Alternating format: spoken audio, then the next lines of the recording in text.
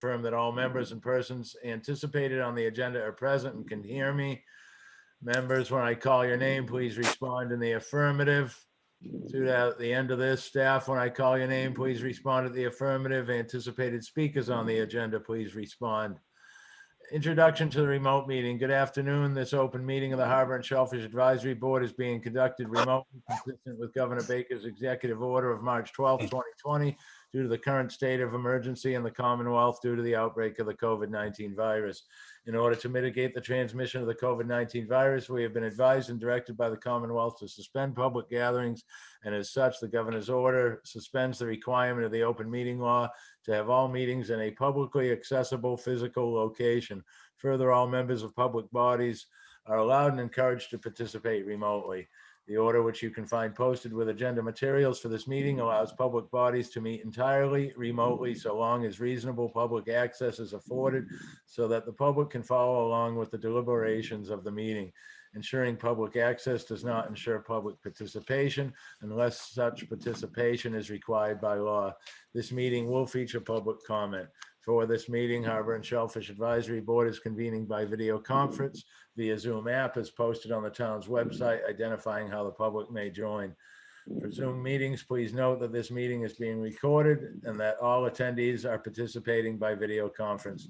Accordingly, please be aware that other folks may be able to see you and to take care not to screen share your computer. Anything that you broadcast may be captured by the recording. Meeting materials, all supporting materials that have been provided members of this body are available on the town's website unless otherwise noted. The public is encouraged to follow along using the posted agenda unless I note otherwise. We will shortly be turning to the first item on the agenda. Before we do so, permit me to cover some ground rules for effective and clear conduct of our business and to ensure accurate meeting minutes. I will introduce each speaker on the agenda. After they conclude their remarks, the chair will go down the line of members, inviting each by name to provide any comment, questions, or motions. Please hold until your name is called. Further, please remember to mute your phone or computer when you are not speaking. Please remember to speak clearly and in a way that helps generate accurate minutes. For any response, please wait until the chair yields the floor to you and state your name before speaking. If members wish to engage in conversation with other members, please do so through the chair, taking care to identify yourself for items with public comment. After members have spoken, the chair will afford public comment to those members of the public that have joined the meeting via Zoom. Members of the public who wish to speak must state their names and be acknowledged by and speak through the chair. Finally, each vote taken in this meeting will be conducted by a roll call vote. Calling to order this meeting, the Harbor and Shellfish Advisory Board, February 2nd, 2021. And members of the board, roll call. In response, Mr. Franzuto. Aye. Mr. Sidlowski. Here. Mr. Pront. Present. Ms. Andrews. Here. And Mr. Brace. Aye. For staff, I see Ms. Riley. Here. Do we have anybody else? Mr. Brace? Just Kona. Okay. Thanks for being here, Kona. What do I do with my agenda? We have approval of tonight's agenda. This is Ginger. So moved. Is there a second? Second. Second. All right, motions made by Ginger Andrews, seconded by Mr. Franzuto. All in favor, Mr. Sadlowski, Aye. Mr. Brace. Mr. Brace, Aye. Mr. Pront. Yes. Thank you. The agenda has been approved unanimously. Approval of draft minutes, January 19th, 2021. Has everybody reviewed the minutes? Do we have any adjustments to make? If not, I'll accept a motion to approve the draft minutes of January 19th, 2021. Mr. Brace, do you want to do that? Mr. Sidlowski wasn't here, Mr. Franzuto wasn't here, and I believe neither was Mr. Pronk or Ms. Well, I mean, Andrews. if Dave, Tom, and Dan weren't here, that leaves you, me, and Ginger. So Okay. that's Yeah. only, I mean, All right. I guess, We'll postpone this to our next meeting. yes. All right. Nothing under the chairman's report. So we'll move to Marine Department report, if any. Is Sheila with us tonight? No, she's not. Okay. Natural Resources report. Tara, please. Sure. So the things that we've been working on mostly within the hatchery involve putting it all back together. We have water pumping through the hatchery right now, and Monday we'll bring in 2 groups of bay scallops and 2 groups of oysters to start the conditioning process. So conditioning is just basically holding the shellfish at 68 degrees for 6 weeks and feeding them algae, and that allows their eggs to mature. And then we'll start the spawning process. So we've been working on that. We're insulating our tanks outside so that when the scallops or oysters are ready to move outside and it's still kind of cold out, we're able to heat the tanks efficiently. So we're wrapping them with insulation and using styrofoam tops to kind of start our season a little bit early so we can make space in the hatchery. JC and I are also working on this year's aquaculture permit. And we are also going to run a pilot project in Pulpus on one of our aquaculture leases. I think I talked to you last time about the bird deterrent requirements for floating gear for aquaculture. So we're going to attend a seminar on February 17th to look at different options for that. And hopefully we can get together with the oyster farmers, and also we involved NSA in the process to help the growers try and figure this out, since the DMF is gonna be cracking down on the water quality out there and requiring this eventually. We've also been working on the scallop boat that the town has, converting the boat, giving it a culling board and an A-frame, and we're hoping that'll be done by the end of August, so that when we do our surveys in September, we'll be able to go out and start moving seed, which was the intention of having the scallop boat for the department. Other than that, we are getting ready to post our job descriptions for our interns for the season. I think we're looking at hiring 3 to 4 in our department. And I'm trying to think if there's anything else that's going on. I don't have an update since the last meeting on the bushel count. But I will find that out for the following meeting for you. But as far as I know, we're still tracking the same as last season as far as what's coming in and the amount of people going. So it's fairly similar to last season, which I think ended up in between 7,000 and 8,000 bushels for the year or the season. So I'm happy to answer any questions if you have any. Tara, did the scallop boat come with dredges? I don't believe it came with dredges, but we have acquired some dredges at some point that we've hung on to. Where are you working on that? Are you in the old fire department? Right now, the boat is in the old fire department, and I think that there's some issues right now on who's allowed to work in there. So we're having to get permission to try and figure out when the best time for us to work on that is. But yeah, that would be the space. Okay. Board members, any questions? How many, Tara, how many boats going? Any idea? The last report I gave, it was in between 10 to 12. And I think, yeah, last week when I went over to sales, I ran into Smitty and he had said that like 6 boats had moved over to Mattakit. So people were moving over that way. And did we, when we had that cold snap, did we lose, we must have had a couple days when they couldn't go out, right? Yeah, I think we've lost 2 days. Okay. Not too bad. No. Anybody else? Questions for natural resources?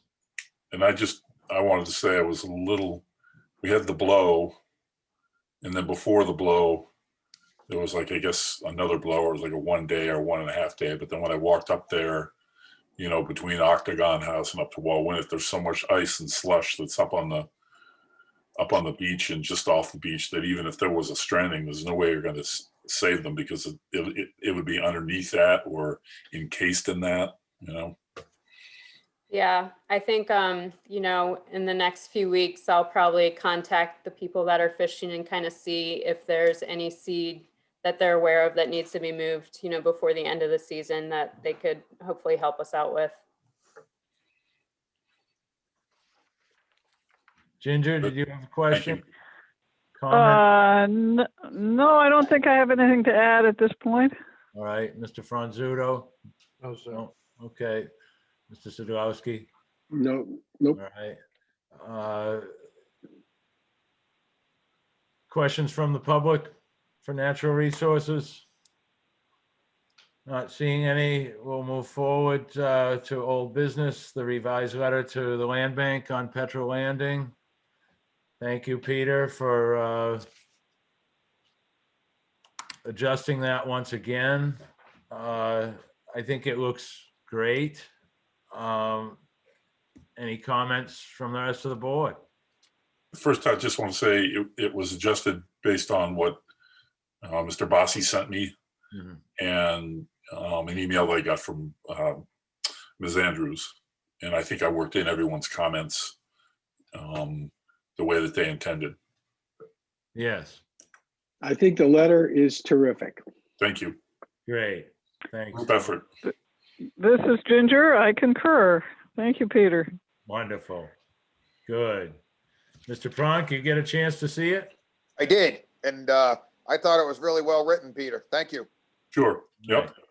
Nice job. Real Thank nice you. job. So, Peter, should we be voting to send this out? Sure. We can, do you want to, I guess I'll send it as an emailed letter, and I'll send it to Jesse Bell, since, was it Jesse that you got the information from, or is Rachel Slozak? But So far, it's all been Jesse Bell, I believe. okay, so I'll send it to Jesse. All right. So just, for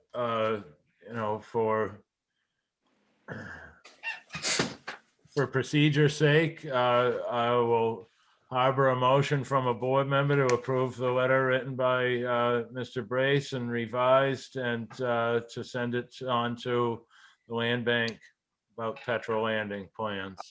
I'll start that. All I'll right. second. I'll that, second the Tom. motion. This is Ginger. All right, great. We just got a second from Mr. Sadowski. Thank you, Ginger. Ginger, that would mean you're in favor. Say aye if you are. Aye. Okay. Aye. Zudo, Aye. Mr. Brace, Aye.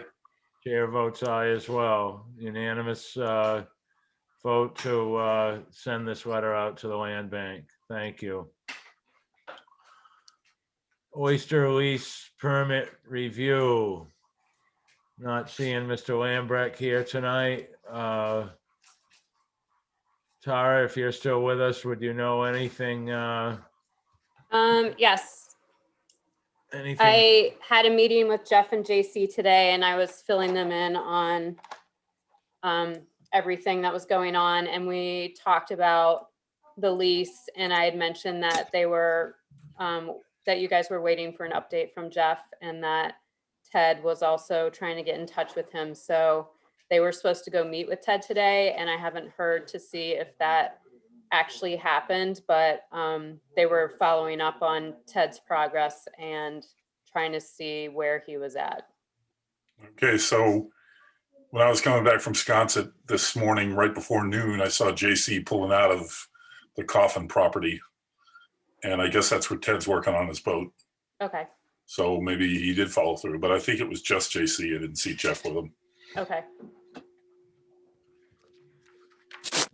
This is kind of just, an opinion from another oyster farmer, but his his opinion was that this gear being on the bottom for this length of time, it's probably not in any condition to be used anymore. And he said he'd be surprised if it came up in one piece. But, you know, opinions are here nor there, but it'll be interesting, I guess, to see how this goes along. Not seeing Mr. Lambrecht tonight. Some discussion must have been had, and we'll look forward to it at our next meeting. I got a comment about the stuff coming apart. Mr. Plum. I walk my dogs out there quite a bit in the Wall-Winnett area.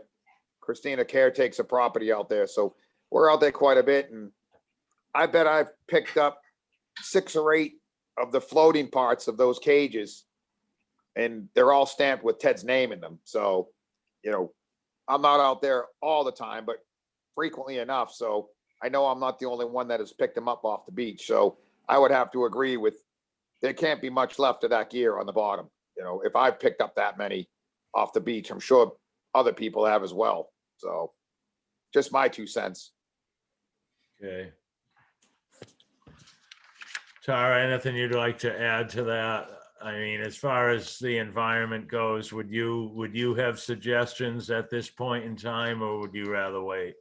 I mean, I will just speak biologically. I know what our gear looks like if we neglect it for a couple months. It's really a bear to clean up and power wash, and even the weight on it's really heavy. We did do a few dives this summer on Ted's gear to get some video of it. So if that's something that we need to share, I'm happy to do it. I mean, as expected, it is overgrown. It looks like a reef under there, with a lot of codium and all kinds of stuff growing on it. So if it is salvageable, it's going to take a lot of work to get it back in shape. My concern is that it is going to be a salvage mission that will not be that easy. Very interesting. I think the more of a picture that can be painted for us as a board, the easier it is for us to make a decision. The more I hear about it, the more it sounds like it's simply kind of a disaster. So, as I said before, we'll wait to see what comes up at the next meeting, I guess, at this point. Any other board members, questions, comments? Yeah, when you updated JC and Jeff about it, did you get any reaction? Did they say anything? Who are you asking? Tara. I did not. I didn't get a reaction, except that I told them that there needs to be some follow-up because people were asking questions. And I know Ted, I wasn't sure if Ted, had been able to get in touch with them as well. So I just wanted to make sure that they were able to touch base so that they could have a conversation. Okay. Thanks for being here to fill us in and clarify all of that, Tara. Thank you. If there's nothing else on the oyster lease permit review concerning Mr. Lambrecht, not seeing any, we'll move forward in old business to the proposed oyster reef recommendation letter. Mr. Brace, you want to start that off? We had, for those of you, I guess, who were not here last week, Jen Carberg joined us and about a proposal for an oyster reef at Medui Creek. That inside the Pulpus Harbor Channel or outside of the Pulpus Harbor Channel, Mr. Brace? Where she's talking about is when you go to the second access point for Pulpus Harbor, the one that is opposite Dr. Pearl's property at 19 Wall-Winnett Road. You drive down there where Community Sailing operates from, and you look out toward, Nantucket Harbor. If you look at about maybe, I don't know, maybe 1 or 2 o'clock, you're looking right at where she is. That's where Medui Creek, that's where the flow is coming in and out. It would be just sort of southeast of a float, a pier that's over there. That's a private pier. I was going through paperwork back to 2015 when I got on the board. And it's not dated, but you know, the oyster reef or the oyster restoration project at Shimo Creek entailed quite a thick packet of information. And just one thing that caught my eye was a little bit on the oyster drill.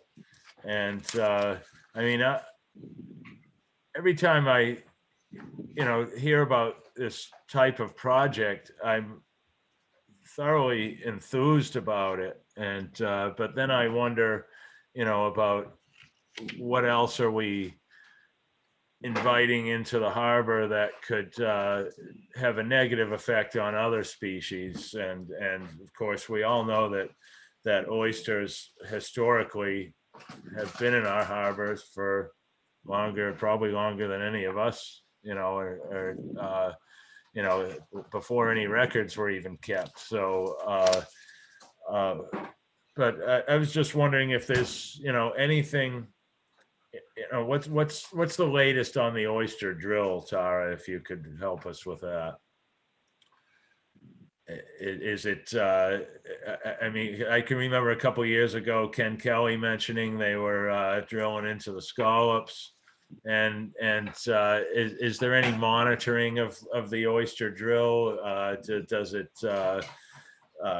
fluctuate in its appearance? Does it come and go? Is some years, say warmer winters, is it more prevalent, or is it something is- to worry about by adding more oysters to our harbor? There is nothing formal out there to monitor the oyster drill per se. I know that, like, anecdotally, you can, you know, anytime you have oysters on the bottom, like we do under our boathouse, or things over on the pulpus lease, like bottom culture, it's a lot easier for them to, you know, obviously get on those oysters as opposed to the floating gear. But as far as like mass numbers and even doing the surveys on Leah's Reef and Shimo, not really seeing anything that I would say is concerning. I mean, of course, naturally, if you're going to have oysters growing on the oyster castles and pulpus, sure, you know, I bet you will see plenty of oyster drills, but also you'll probably see plenty of crabs that are going to eat them and other animals that are attracted for the same reasons. Okay. Thank you. Mr. Brace, do you want to talk about the letter at all, or has any other board members read the letter? Have any thoughts, comments, discussion? Hold on a minute. Got the letter back from, I sent the letter to Leah so that she could, you know, check on it for me. You know, make sure I got it right. And I don't see.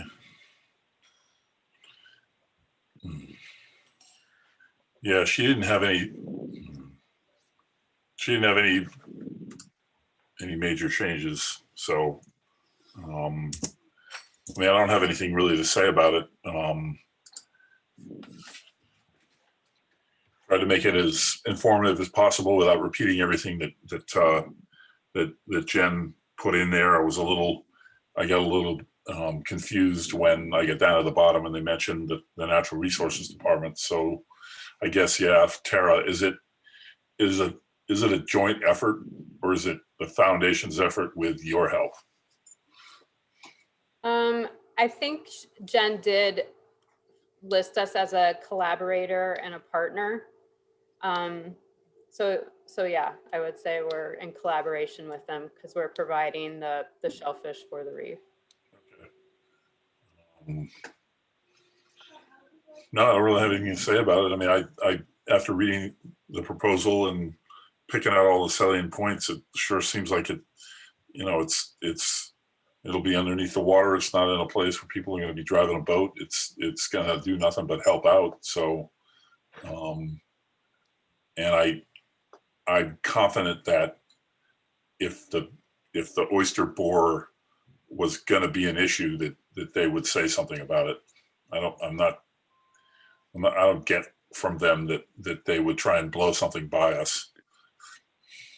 Oh, certainly not. Certainly not. I'm just, like I say, glance through that whole thing from when Leah was starting her project at Shimo Creek, and it simply caught my eye. And invasives are on our radar also. So just seemed like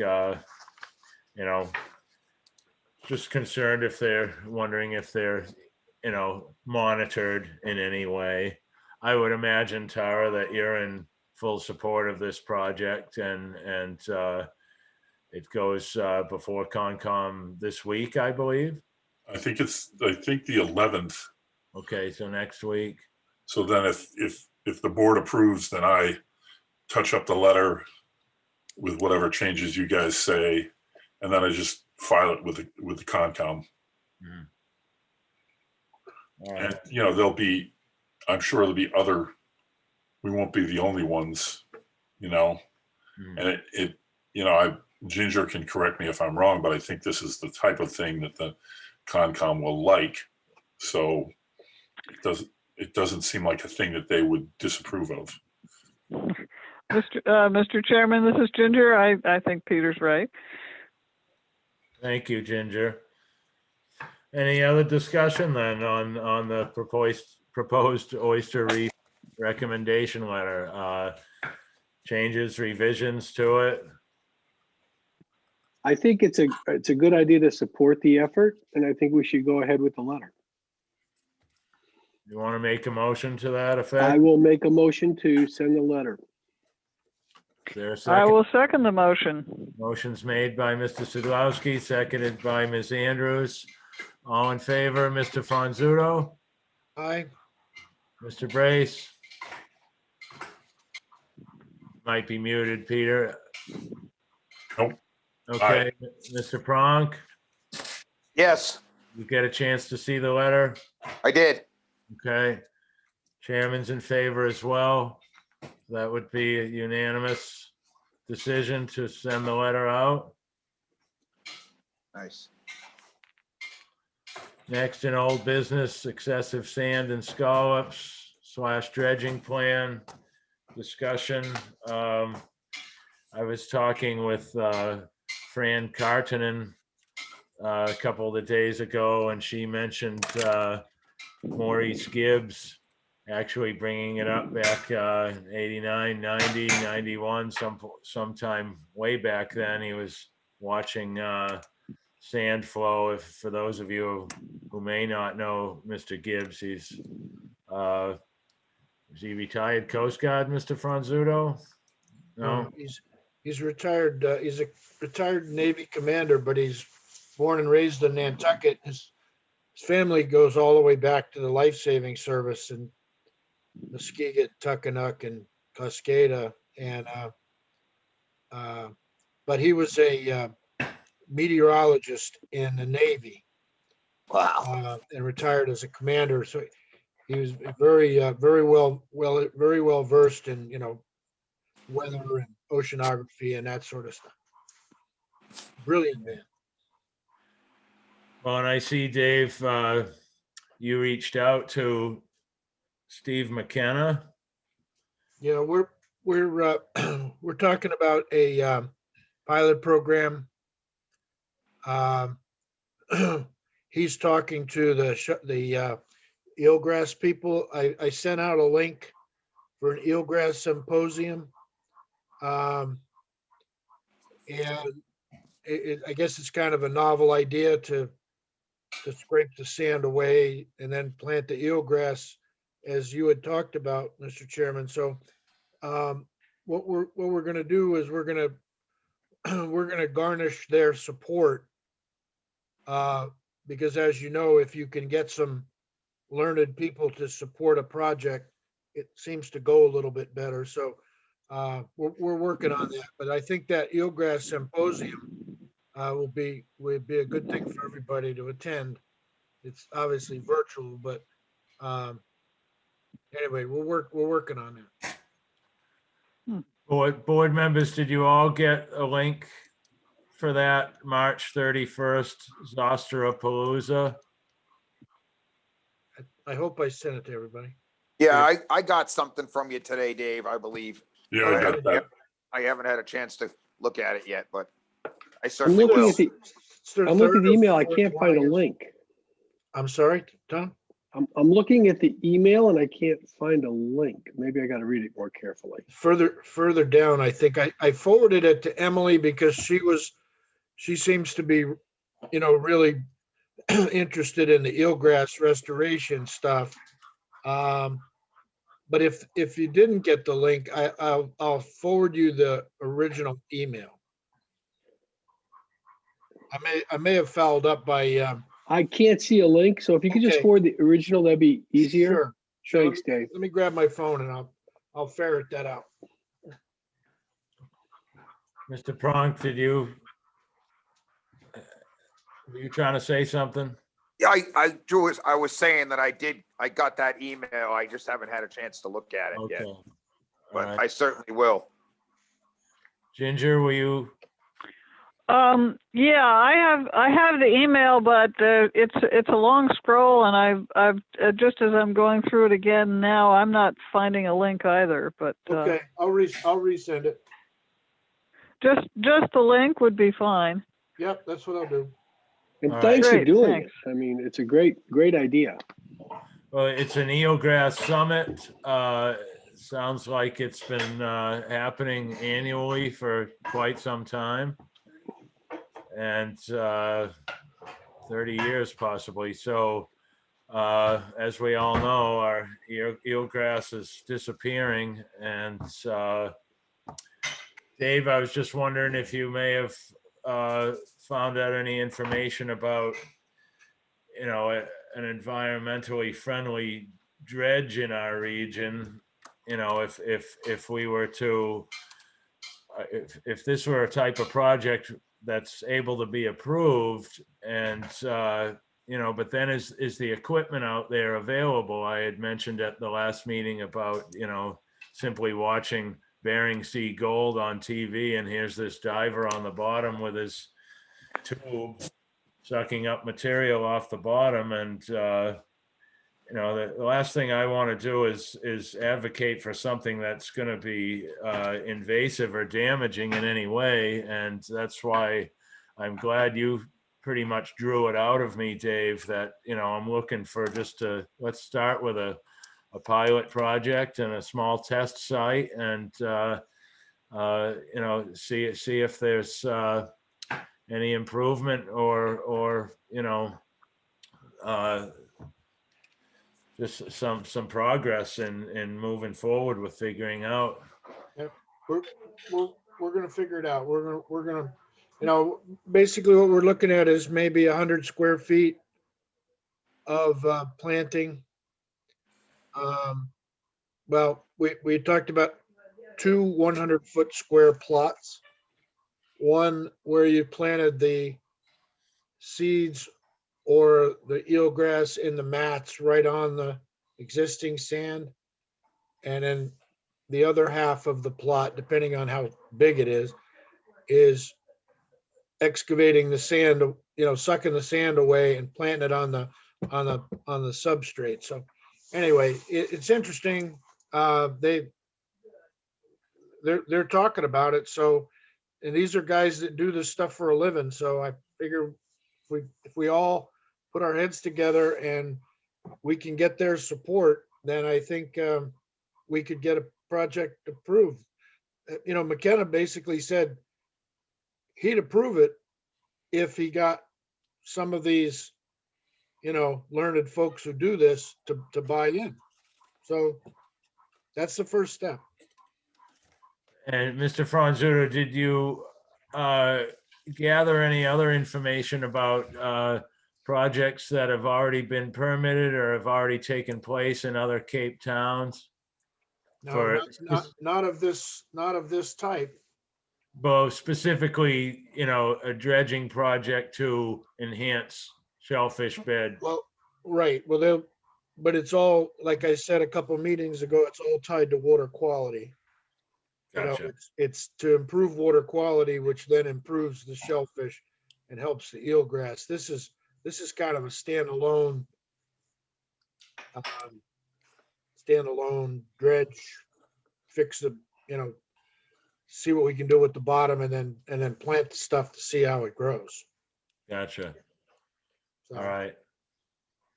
we'll just keep pushing it down the road. All right. As long as it doesn't turn into a can that gets kicked down the road. No, If it does, so be it. I feel it's our place to bring this up and advocate for it. And just give it a try. all right. Any other comments, questions, discussion on sand in the harbor, sand and scallops, dredging plan? Tara, do you have anything to add about a dredging plan coming from Mr. Carlson? I don't have anything about a dredging plan coming from Jeff, but I did want to say that I did some research on what you asked about, any of the towns on the Cape doing any dredging for eelgrass planting, and I wasn't able to find any information on anybody that did it for that specific purpose. But I have been in touch with Emily Molden from the Land Council, and we have been having conversations back and forth about what we can try to do this year. We've assisted them with eelgrass plantings on Hussey Shoal the past few years. And we're in a situation this year at the hatchery where we're gonna have quite a few tanks empty in the summertime because we're not doing a quahog run, and our oyster run is not gonna take up that many tanks. So we could harvest some seed and mature them in our tanks through, using running water, and get them ready to plant in the fall. If that turns out to be, the way that someone wants to go and try a pilot project, we're happy to participate and help in whatever way that we can. Would that be eelgrass? You could. Yes, you can harvest the seeds. Wow. You can harvest the shoots and put them in the water, and then the seeds, when they mature, will drop down and you can sieve them out, and you can broadcast them like you would in a garden. You can put them in special bags and just put them on like a buoy and let the tide kind of disperse them around a certain location, if you wanted to do it that way. Or you can actually scuba dive and plant them into the sediment if you wanted to go that way. But, I'm not really up on which way would be the best. I know which way would probably be the most labor intensive, but just it'd be interesting to see how many seeds we could actually get and what would be scientifically significant for that size plot that Dave was talking about. Wow, that's huge, Tara. That really kind of shows the versatility you have down there at the lab. How wonderful. Board members? Oh, Discussion? Ginger, this Yes. is Ginger saying, I think it's really great that, that not only that you're doing the hatchery, but, finding ways to use it for all the goals that we're looking at. I think that's great. Anybody else? Not seeing anything. Anybody else wanting to speak about sand and the scallops, the dredging plan? Next, under old business, January 28th, Coastal Resilience Advisory Committee Open House Report. Mr. Brace? All I wanted to say was that I sent the link, the YouTube link from the open house to everyone. Hopefully you guys will get a chance to see it. It was about 2.5 hours long. There were almost 170 people that attended, which is pretty incredible. Arcadis did a presentation similar to what they did for us, a little bit longer to bring people up to speed. Then they broke us up into focus groups and we all brainstormed on various topics and then reported back. So it was great. It was, it was heartening to see a good section, a cross section of the community participating and interested. And so How do we find that link, Mr. Brace? I sent it to you in an email, Okay, but you can also go to the town's, the Nantucket government TV YouTube channel and do a search for it there. You could do a search for it online. If you want, I'll make a note to resend it, but I'm pretty sure I sent it to you guys. okay. I know I did. Yes, I believe you did. For the sake of anybody else listening, just to be up to speed with that. I'll resend it to the larger group, which would be our group that I send the minutes to. Great. Thank you, Mr. Brace. Comments, questions on Coastal Resilience Advisory Committee open house? Not seeing any. Health of the harbors, excessive lawn fertilizer use. Do we have any discussion there tonight? Anything somebody'd like to add, talk about? Not seeing any. Moving forward into new business. Actually, I'll back up at Health of the Harbors because Mr. Franzuto had asked in the past what happened to the stickers that were going to be created and applied to job site dumpsters.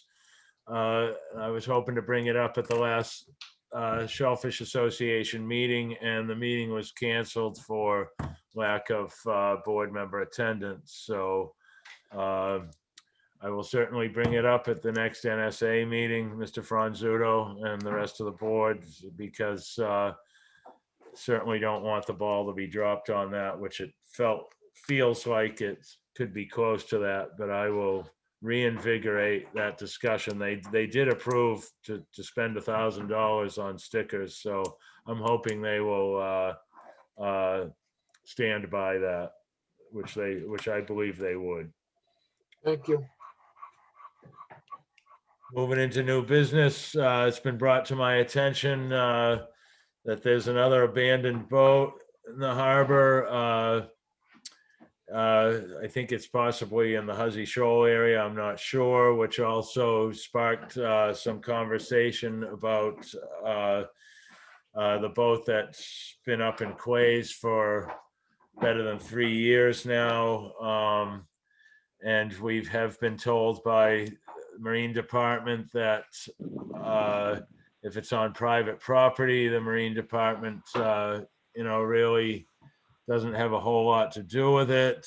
And the particular boat owner, the one in quays, has been given kind of a grace period, I guess, so to speak, by the landowner that the boat sits on.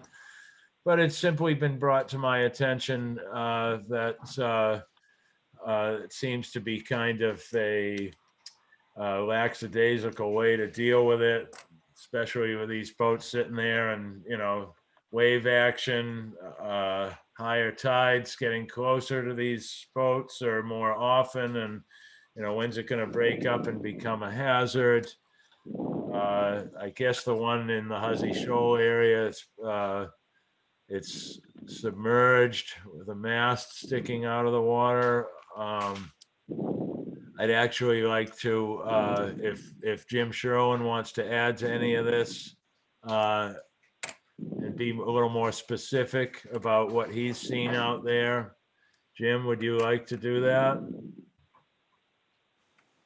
Sure, Andy. I don't know about the one in Huzzy Shoal, but Where did you mention that the latest sailboat that you noticed being abandoned? I don't know about that one. Maybe my dad or Bruce brought that up in the shanty. All right. I don't think I was there for that, but the one in the quays is obviously still there, and yes. Dave would know probably most about the rules and regulations and what's required to get it removed. But I thought there was regulations that wrecks cannot be left on the shoreline no matter where. But No, there's no more. There's nothing like that, unfortunately. But I will tell you that that property owner, when I was trying to get permission from the butters to put the sand on the beach for the dredging project up there, that property owner is very, very difficult to get a hold of. I had to actually track him down through an attorney in New York to get him a certified letter. Very difficult. He's not difficult to deal with. You just can't get a hold of him. Once I finally got a hold of him, he was very decent to deal with, but you know, he's one of those people who's probably only here, 3 weeks out of the year. I mean, do we know who the owner is? Of the one in Quays? Yeah. Yes, we do. Yeah, we do.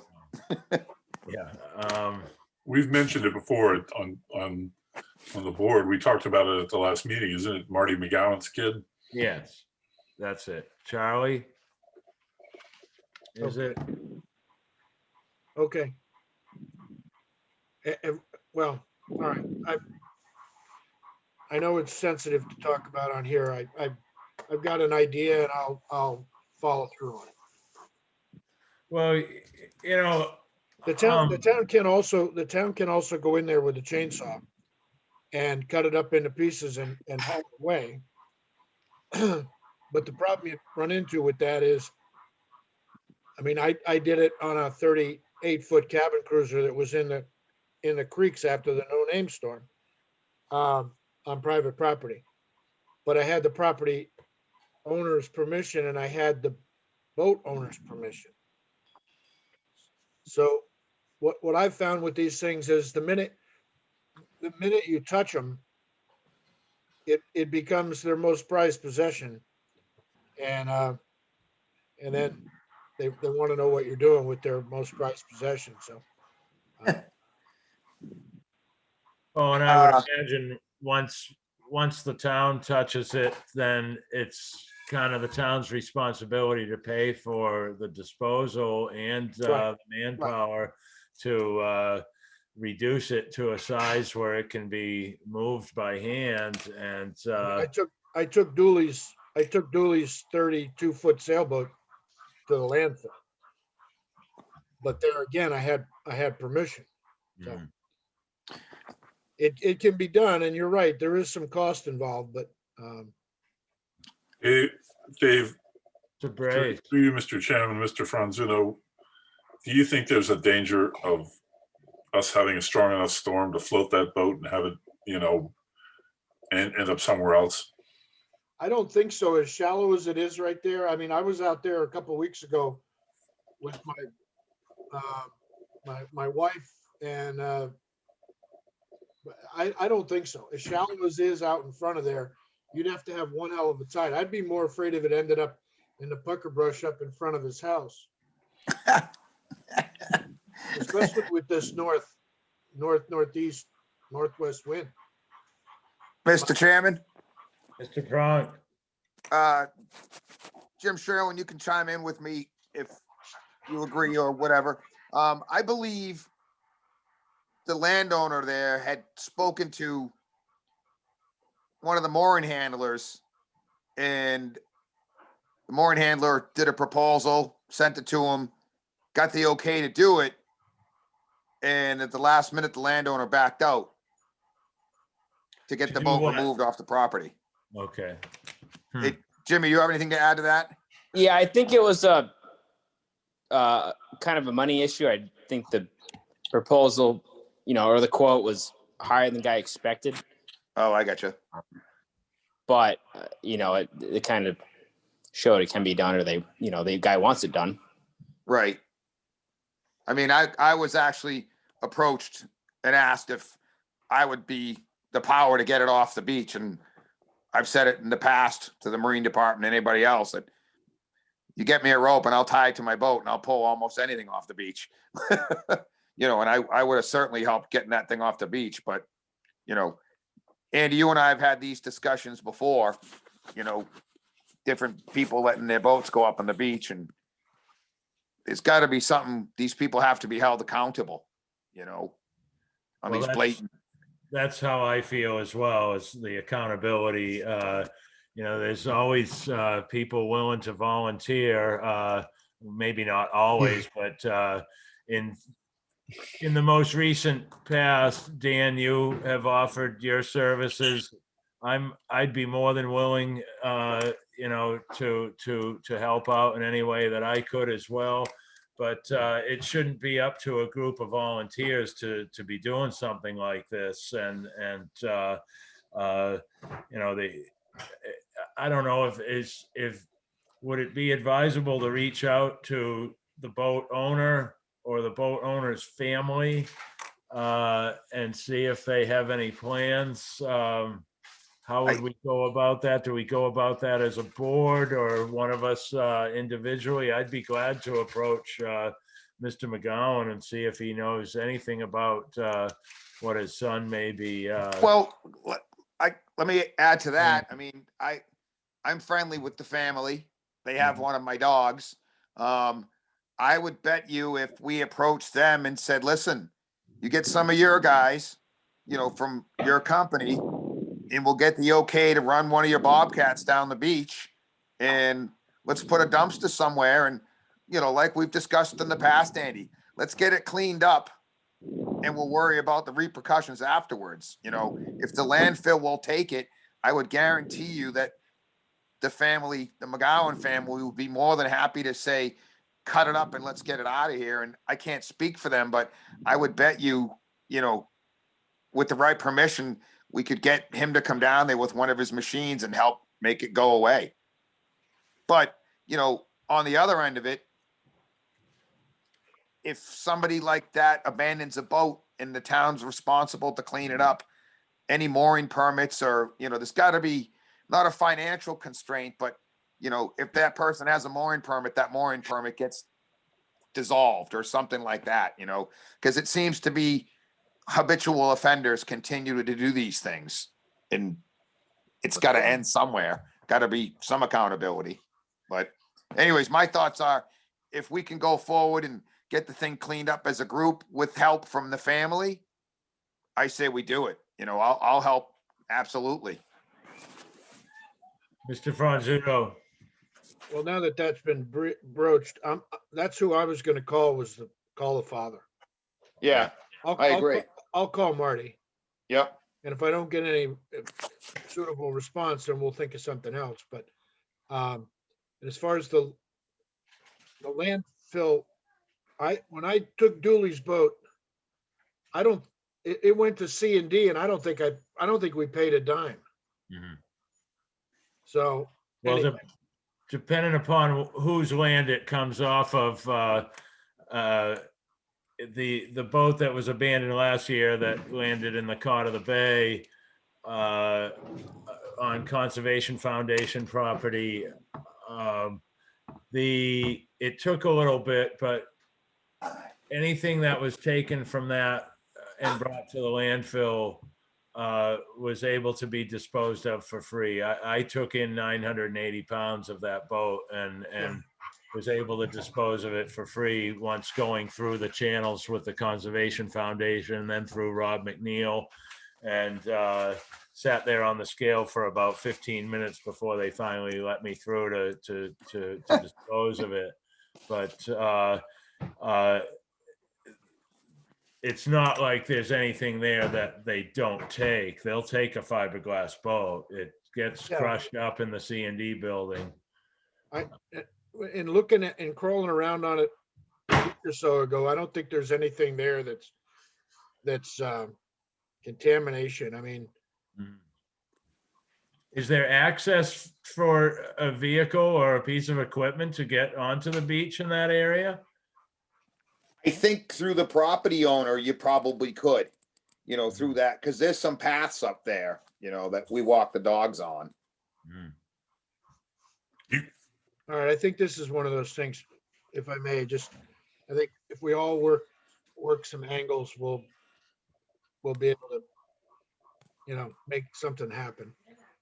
Well, it gets brought up occasionally, and it'd be nice to have, some answers for the people who are asking. And it's truly an eyesore that, I don't know, I guess after a while you can get used to it. But I don't think that's the right way to go. It's setting a precedent just by looking at it in the other direction. It's setting a precedent that it's okay to leave your boat on the beach as long as it's on private property. I mean, and Dan, I don't know if you reviewed it or not, but in our letter to the Marine Department about Airbnbs, which was delivered to her a couple of weeks ago, this was all stemmed from our working on the Airbnb regulations, all stemmed from the previous abandoned boat in the Court of the Bay. And we mentioned in that letter that enforcement action needs to be taken in these circumstances.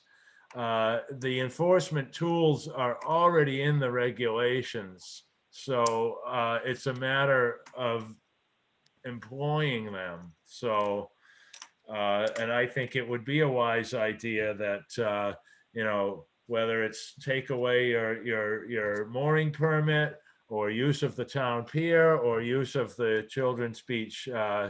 Scalloping permits. Yeah, so there's a number of ways already in place. So, Mr. Brace, you had your hand up? Yeah, one thing, probably be able to get a machine down from that parking area that comes off of Quays Road. But another thing to consider is that if you're going to put equipment on the beach, you're going to need Conservation Commission approval. Yeah, It's that's going to be operating in a wetland resource area. And any piece of equipment that's going to go across that beach from that parking lot, there's a little wetland that's above that, and the beach is really soft and muddy. So, Yep, Mr. Chairman, I Roger. redid that parking lot. There's no beach access there except for a walking path. Yeah, there's boulders there. Yeah, I closed it and I put a storm drain in there and regraded it so it doesn't flood and wash over the bank, and the bank's been protected, and there's only a walking path down to that beach now. But there may be something up by the property owners. Okay, well, at this point, let's move forward with this in the way discussed. Whether it's Mr. Pronker, Mr. Franzuto approach the boat owner and report back to us, see if there's any plans that they intend to take action with. Any other comments, discussion on abandoned boats in the harbor? If not, I'll take public questions or comments on anything in the meeting tonight. Anything like to be spoken about in the future, be put on our agenda for our next meeting. Not seeing any board members, anything for our next meeting or a recap of tonight's meeting? I just want to, Mr. Sherlin joined the meeting late, so Jim, we approved the letter to send to the land bank about Petro Landing. Okay. I was going to make a quick comment, but I guess it doesn't matter if you approved it. I was just going to comment that some wording in there that I was going to say maybe like greater community access for, like, I think the word community would be good to add in more so than commercial and recreational or commercial activities, just because I know their charter doesn't allow for commercial activity on their property per se, but There's a fine line there. yeah. I just thought it'd make it sound more towards what they want to hear. Well, we've had some discussions and we're walking a fine line because we know that there are a lot of commercial activities on a lot of their properties. Correct. It's just as they see fit for the individual property. So we are walking kind of a line there, but yeah, community access is what we're trying for. Right. Well, the mission is recreation, agriculture, and conservation, I think. And so Okay. whatever And whatever fits in within those parameters can be commercial. So, Right. you know, my business is on some land bank properties, but that's some sort of recreation that works for them, you know. And Gary Koner teaches surfing lessons at Cisco Beach on land bank property, and Right. somehow that's recreation. And then there are the farms that are at the Sustainable's property, or the Sustainable Nantucket leases from the land bank there across from 167 Raw, and that's agriculture. So you're right, it's how they deem that it fits their mission, but you can come at them with a proposal for something and say, no, this doesn't work. It's just whatever the land bank wants to do, you know? Right. I mean, you could say agricultural for shellfish farming. Sure. Yes. I don't know, or whatever. Mr. Ginger? Chairman? Yes. Yeah. please. I just, I mean, I guess my question is, what is the definition of commercial? I mean, people aren't going to be exchanging money or conducting business by, tying up, unloading, and, passing over the property. It seems to me that it's kind of a stretch to call getting from point A to point B. When you're not actually selling anything commercial. A good point, Ginger. And- Absolutely. And nobody's getting charged to use it. Nope. that's, Nobody. It's not like the golf course where somebody's walking across it to play golf and getting charged to use the land, basically. Right. yeah, the land bank isn't charging them to use the property, so it's not really I think it's the same kind of use that Peter has. It's public use for their property. Passive recreation. Right. Well, and commercial use to me would be more like seeing a charter boat with their sign up on the pier, and that's where they would take on their charters and bring their charters back, and have their sign up there and their fish cutting bench and some running water and filleting the fish for their clients there. I'd like to hope that the land bank, doesn't read into that any further. And I suppose this is, partial reason why Mr. Bossy brought up the changes he asked to make. And I agreed with him as well that, the commercial end of things needed to be eased into in a way, so to speak. So, Mr. Chairman, Mr. Frank.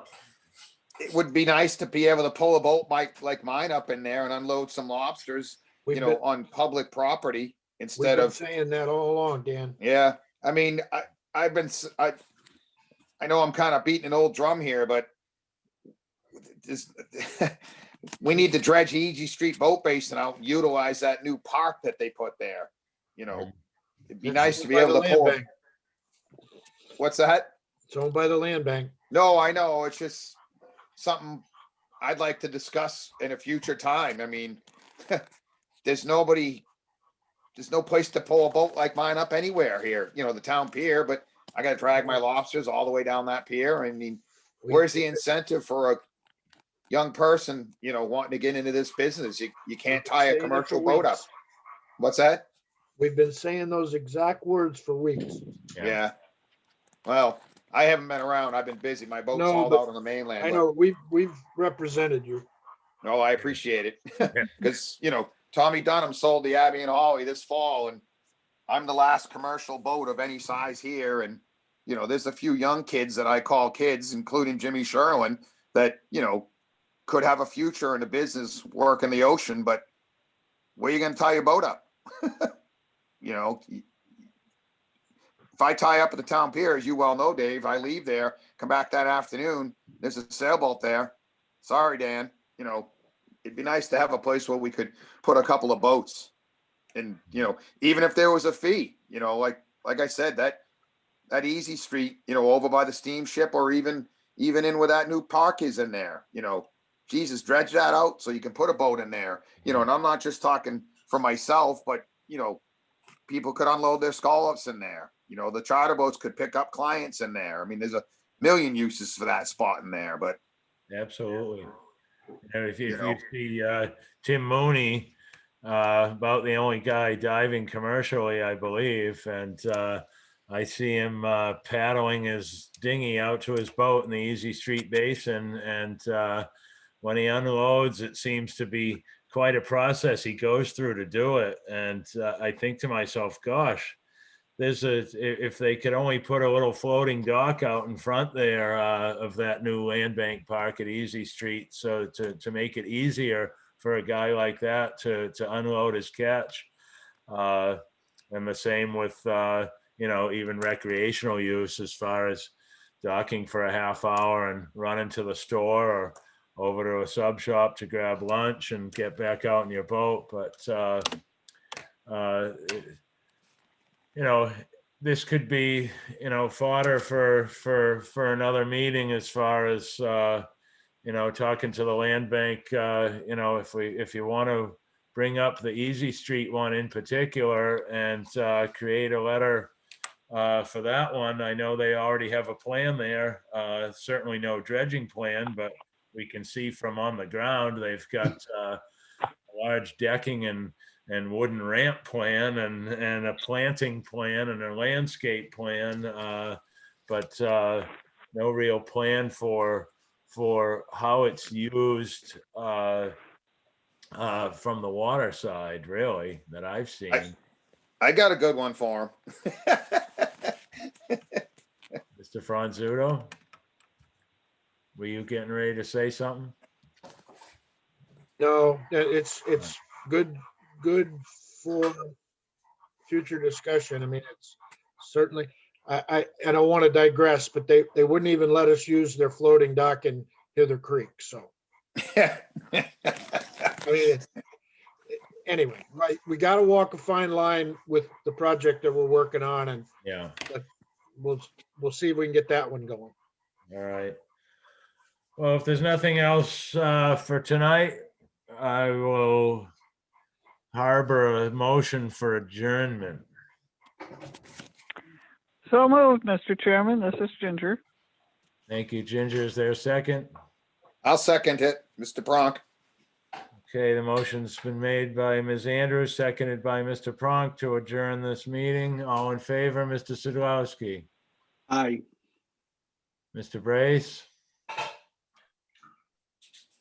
Mr. Franzuto, Aye. Mr. Lowell, aye. Unanimous to adjourn. Our next meeting's February 16th. Thank you, everybody. Have a Thank wonderful you. night. Thank you. Thanks, Andy. Take care. Good night.